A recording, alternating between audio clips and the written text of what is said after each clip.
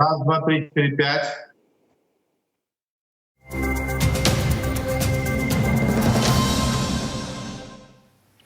Вітаю, в ефірі «Тема дня». У студії для вас працює Муслім Умєров. Окупаційна ФСБ оприлюднила відео з Асаном та Азізом Ахтемовими, арештованими напередодні Київським районним судом Сімферополя на 2 місяці. На них чоловіки розповідають про те, що вони начебто здійснили диверсію на газопроводі у Перевальному в окупованому Криму. Давайте подивимось. Меня зовут Ахтемов Асан Исламович, 1989 года рождения. Нам сказали, что хотят вот так сделать плохую вещь с газовой трубой, подорвать газовую трубу. Где? В селе Перевальном, в квартире. Они нам показали взрывное устройство, рассказали про него, как им пользоваться. Показывал кто? Показывал Сергей. Глава Меджлісу Рефат Чубаров повідомив, що Асана Ахтемова протягом 2 діб у відсутності адвокатського захисту піддавали фізичним і психологічним тортурам. Він оприлюднив відео, на якому видно, як Асана заводять в будівлю Київського райсуду Сімферополя. Через огорожу його голосно по імені гукає дружина, але Асан не може навіть подивитися в її сторону, написав Рефат Чубаров.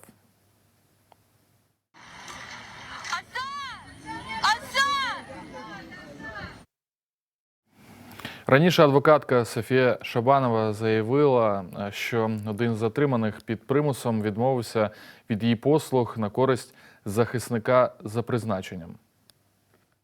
Ребята как-то неадекватно, очень странно себя вели, не поднимали голову. Такое было ощущение, что они ничего не слышат. Я все-таки пробилась в зал судебного заседания, подошла к Азизу, сказала: я твой адвокат. Сначала я подписала соглашение с твоим отцом, вот сегодня с женой. В это же время позвонила жена, а Азиз заученными словами сказал: я от вас отказываюсь, у меня есть адвокат. И я говорю: что ты делаешь? Вот родственники беспокоятся, а он сидит и он просто ни на что не реагирует. И еще я хочу сказать, меня очень поразила реакция следователя, который мне сказал: вы все-таки сюда зашли, и также повернулся и угрожающе сказал Азизу: ты что, все-таки будешь с ней работать? То есть я считаю, что под давлением и Азиз, и Асан пока не хотят с нами работать. Нагадаю, 3 і 4 вересня співробітники ФСБ відвезли в невідомому напрямку двоюрідних братів Асана та Азіза Ахтемових, першого заступника голови Меджлісу кримськотатарського народу Нарімана Джеляла, підприємця Ельдара Одаманова і Шевкета Усеїнова. Ахтемовим і Джелялу закидають спробу диверсії на газопроводі в селі Перевальне. Ельдара Одаманова відпустили, але пізніше знову затримали. Йому дали 14 діб адмінарешту, Шевкету Усеїнову дали 15 діб. Суд так само засудив батька Азіза Ахтемова Ескендера до 10 діб адміністративного арешту. Сьогодні продовжуємо обговорювати цю найрезонанснішу подію в Криму і будемо розмовляти з членом Меджлісу кримськотатарського народу та головою Кримськотатарського ресурсного центру Ескендером Барієвим. Хайрла Акшамлар. Добрий вечір. Про що для вас свідчать всі ці відео? Но в первую очередь эти видео подтверждают то первичное мнение, которое сложилось у меня в процессе того, когда еще не было известно нашим соотечественникам и нам, где находятся задержанные наши соотечественники. И я публично уже писал о том, поскольку Асан Ахтемов был задержан почти на сутки раньше, и о нем не было информации. Потом был задержан Азиз, и, соответственно, потом был задержан Нариман. Речь идет о том, и все они были отвезены в неизвестном направлении. То было понятно, что, скорее всего, с ребят выбивали показания против Наримана, и, соответственно, скорее всего, в отношении них проводился тортур. Я думаю, что рано или поздно мы узнаем правду. И дело в том, что то, что сейчас российские СМИ вместе со спецслужбами сделали вот такие репортажи, что якобы и Асан, и Азиз начали давать, признаются о совершенных деяниях, я думаю, что со временем мы узнаем правду, потому что под тортурами обычный нормальный человек, конечно, не сможет выдержать, и понятно, что может дать и показания против себя. Поэтому здесь однозначно обеспокоенность заключается еще наша в том, что по Азизу то, что было сказано Шабановой, и, соответственно, она была в полном недоумении, почему так происходит. Что касается Асана, что все-таки есть надежда, что все-таки будет у него адвокат не по назначению, а адвокат по договору. Ми ще сьогодні будемо розмовляти з адвокатом Асана Ахтемова Айдером Азаматовим. А до цього хотів би разом з вами подивитися і послухати коментар правозахисника Олександра Сідова щодо цих, так би мовити, показань до допитів братів Ахтемових. Майже сутки людей тримали невідомо де. І по інформації того ж Нарімана Джеляла, який повідомив адвоката, що його тримали в наручниках з мішком на голові, тобто це були умови, які можна розглядати як тортур. В попередніх кейсах, тобто з так званих українських диверсантів, коли людину затримали, якийсь період катували, після цього з'являлось відео, де вона зізнається, що вона там за завданням української розвідки робила що завгодно. Це точно така ж схема.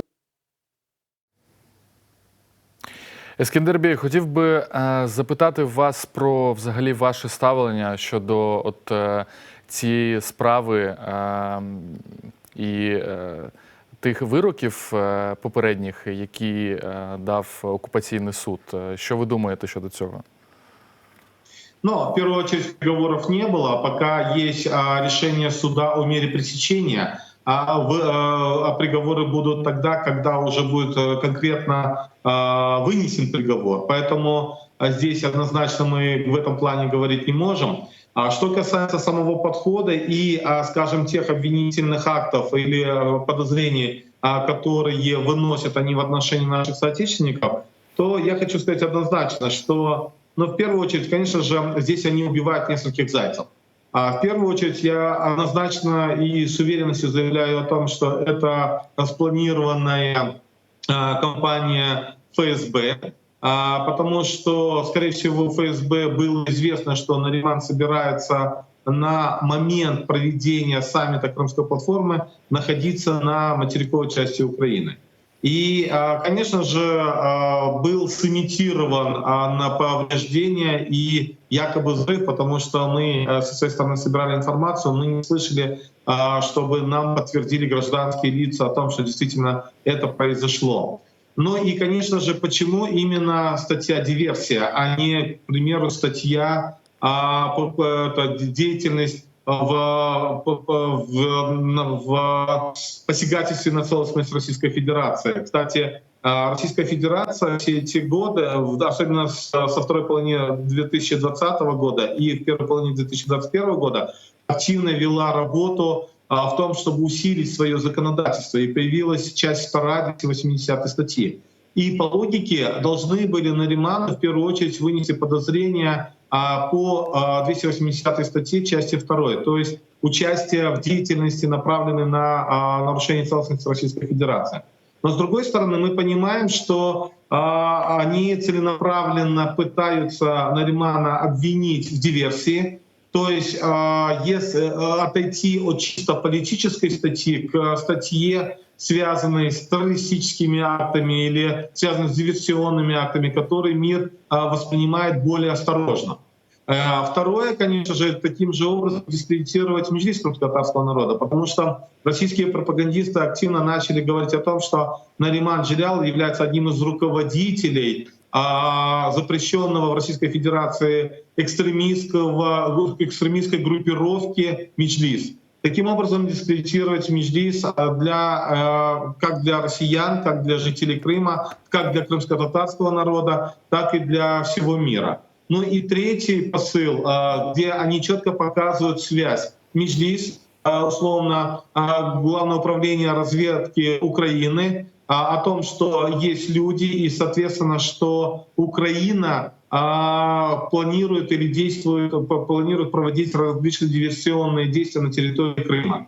Мы помним посыл основной Крымской платформы о том, что все страны, участницы Крымской платформы, объединились для того, чтобы продемонстрировать ненасильственный путь борьбы за восстановление целостности Украины и деоккупации Крыма. Вот как раз-таки вот такими инсинуациями, такими действиями Российская Федерация, спецслужбы Российской Федерации пытаются продемонстрировать, во-первых, агрессивность Украины, во-вторых, дискредитировать международного татарского народа, и в-третьих, конечно же, продемонстрировать, что те люди, которые в открытую участвовали в Крымской платформе, они имеют прямое, якобы имеют прямое отношение вот к таким диверсионным действиям.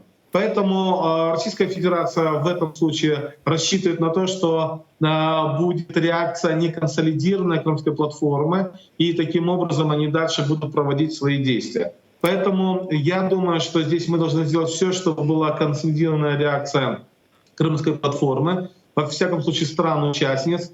И в этом случае мы сейчас уже видим отдельные заявления отдельных участников Крымской платформы, стран-участниц. Но я думаю, что должны быть более конкретные действия для того, чтобы для того, чтобы Российская Федерация поняла, что Крымская платформа — это не шутки.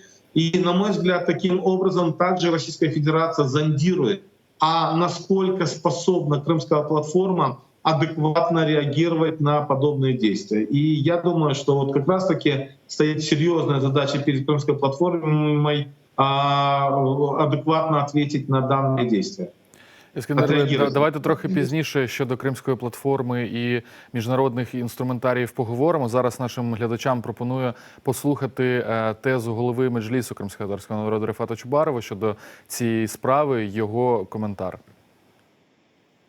Ті арешти, обшуки, які відбулися 3-4 вересня, тут ми їх пов'язуємо ще із результатами Кримської платформи. Українська держава здійснила такий прорив, як мінімум інформаційний, і щодо деокупації Криму, Кримському напрямку. Тут росіяни, вони вже перейшли до здійснення цих угроз, які вони виказували, і розпочали ці угрози і розправу чинити, розпочали з кримських татар, оскільки це легше всього, вони, як кажуть, поруч, бо кримсько-татарський народ живе в умовах російської окупації Криму. От послухали наразі слово голови Меджлісу кримськотатарського народу. Мені дуже цікаво дізнатися у вас, Ескендер Бей, щодо того, чи можна лише пов'язувати з Кримською платформою такі дії проти Меджлісу кримськотатарського народу, або є, можливо, якісь інші, наприклад, от про що я думаю, щодо інших варіантів, через що могли посадити Нарімана Джеляла. Через 2 тижні будуть вибори в Росії. Чи може це бути залякуванням таким в Криму перед виборами? І чи може бути такий варіант, коли їх 3-4 листопада після виборів все ж таки звільнять? Чи є такий варіант, як ви думаєте?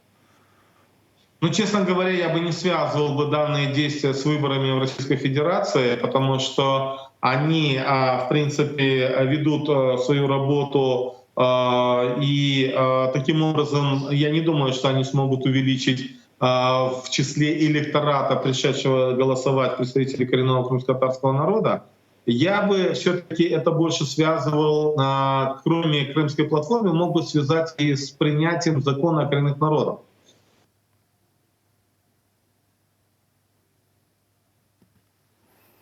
У нас є технічні проблеми, але я думаю, що вони вирішаться.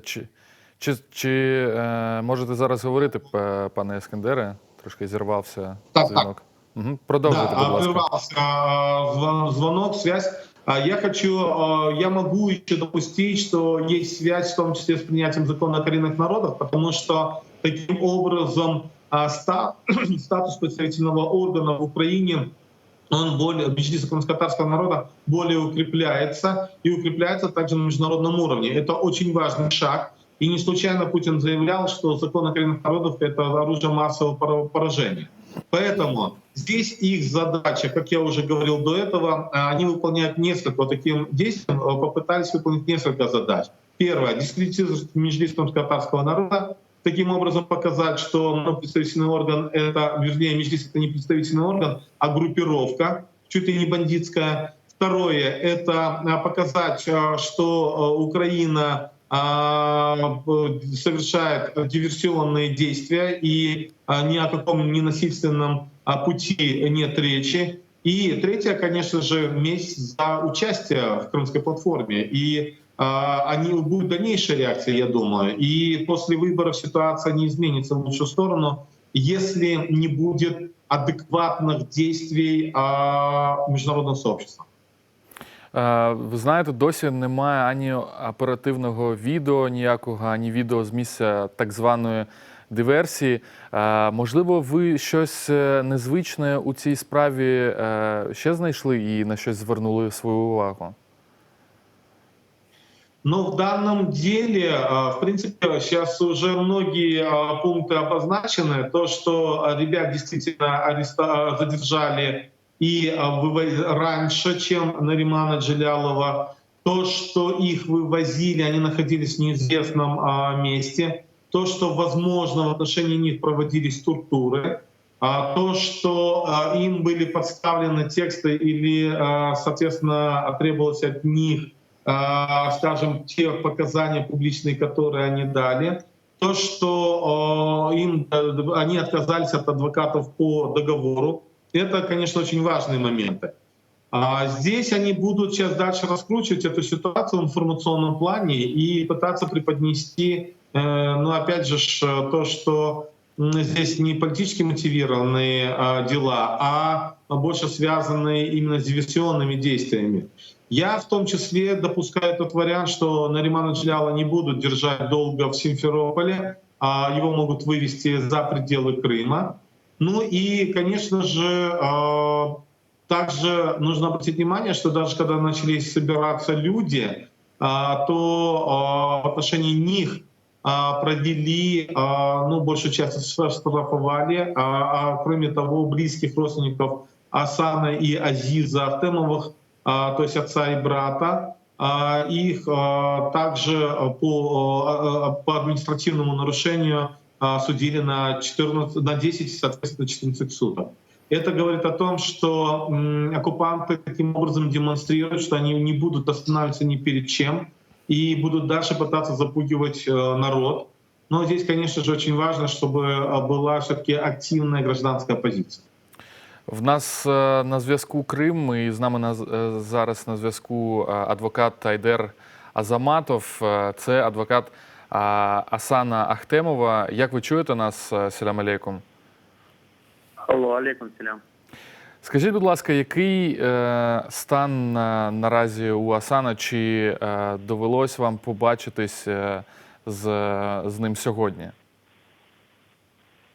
Нет, к сожалению, ни сегодня, ни вчера, ни позавчера мне не удалось увидеть Асана. Следственные органы упорно не дают мне возможность увидеть его, пообщаться с ним. У меня поручение от его родственников, точнее от его отца, от Исляма Ахтемова, на его защиту, однако меня пока полностью игнорируют, меня не допускают к его защите. В день, когда его задерживали, до этого мы его искали, и когда его допрашивали, я пытался как-то пройти в управление ФСБ, где его держали, для оказания ему юридической помощи, так как у меня соглашение подписано с отцом. Однако мне это не удалось. Ко мне так и не вышел следователь, хотя мне дежурный обещал, что ко мне выйдет следователь, проведет, что ко мне так и не вышел 4 числа. В день избрания меры пресечения со мной также не связывался следователь, хотя он должен был это сделать, так как еще 4 сентября я направил свои документы в Центр по назначению бесплатной правовой помощи задержанным. То есть они знали об этом, они перенаправили, то есть по инструкции они должны были направить сведения обо мне, что я есть, мои документы следователю, мои контактные данные. И более того, следователь прекрасно знает меня, потому что мы пересекались с ним в других уголовных делах. Однако я уверен, что он получил мои документы, но он меня проигнорировал. Я потом пытался ему сам дозвониться, несколько раз пытался дозвониться, он не брал трубку. И мне не удалось ни 4 сентября, ни в день избрания меры пресечения увидеться с Асаном мне так и не удалось. Однако единственное, что мне удалось, это пока получить постановление об избрании меры пресечения Асану и ознакомиться пока с материалами по избранию меры пресечения. Я с учетом этого готовлю апелляционную жалобу на избрание меры пресечения и надеюсь то, что во время рассмотрения апелляционной жалобы мне удастся, но я вообще не буду ждать этого, я буду пытаться как-то пробиться в следственный изолятор или в место, где он там содержится, и переговорить с ним наконец-то, потому что идет полное препятствование адвокату по соглашению оказать юридическую помощь своему подзащитному. Пока нет сведений о том, мне даже ни Центр не сообщил о том, что от меня отказались, от меня сам отказывался, ни письменно, ни устно, никаких сведений нет. То есть, по сути, я являюсь его защитником, и ни один другой защитник не может принимать участие по назначению, кроме как еще один защитник по соглашению. Но ни одного защитника по соглашению с Асаном пока нет. Тут така ситуація. Айдербій, я сьогодні звернув свою увагу подивившись відео з допиту хлопців, на те, що в них, скажімо так, змінене відео в плані не видно обличчя, заблюрене, так кажуть медійники. Як ви вважаєте, чи може бути пов'язаний ваш недопуск до підзахисного з тим, що їх реально сильно катують, їх обличчя вони пошкоджені, і через те, що ви можете дати, скажімо так, інформацію засобам масової інформації, саме через це вас не допускають до нього? Я выделю несколько факторов и признаков того, что меня пока не пускают к Асану. Во-первых, действительно, его забрали из дома в 23, где-то ориентировочно 33 сентября, и стало известно о его местонахождении где-то ближе к 18 часам 4 сентября. Где он находился все это время, нам неизвестно, и нам не сообщали ни ФСБ, нигде, где они находятся. По сути, забрали правоохранительные органы, но ни один из структур правоохранительной системы не знал, где они. И, соответственно, я думаю, что что-то с ними в это время делали. Скорее всего, это все было противозаконные действия. Я не исключаю и допускаю, что пытали Асана и Азиза для того, чтобы получить необходимые показания и потом уже это все оформить процессуальным путем, так как даже знакомясь с материалами меры пресечения, я вижу, что процессуальные действия официально с ними были начаты 4 сентября в 17:49. То есть его забрали 3 сентября в 23 часа и начали с ними процессуальные действия официальные 4 числа в 17:49. То есть этот промежуток, он не закрыт и ничем не подкреплен. И, соответственно, там уже в процессуальных документах имеются показания, которые нужны следствию. Я думаю, что все то время, пока их скрывали от нас, от защитников по соглашению, те люди, которые это делали, не хотели, чтобы мы им оказали помощь, так как мы могли им оказать юридическую помощь, это первое. Во-вторых, присутствие наше было бы гарантией того, чтобы с ними ничего не сделали, соответственно, это два. Третье, все те навязывания, которые им предлагали, мы как минимум могли посоветовать им другие варианты и альтернативные варианты исхода этого дела. Этого не было сделано. Чох Саунс, Айдербей, вибачаюсь, дякую вам за те, що долучилися до нашого дзвінка, але маємо з нашим гостем, паном Ескендером, трошки договорити до кінця нашої передачі. Мені дуже хочеться дізнатись, як ви в обличчі Меджлісу кримськотатарського народу, які інструменти ви будете використовувати для звільнення Нарімана Джеляла?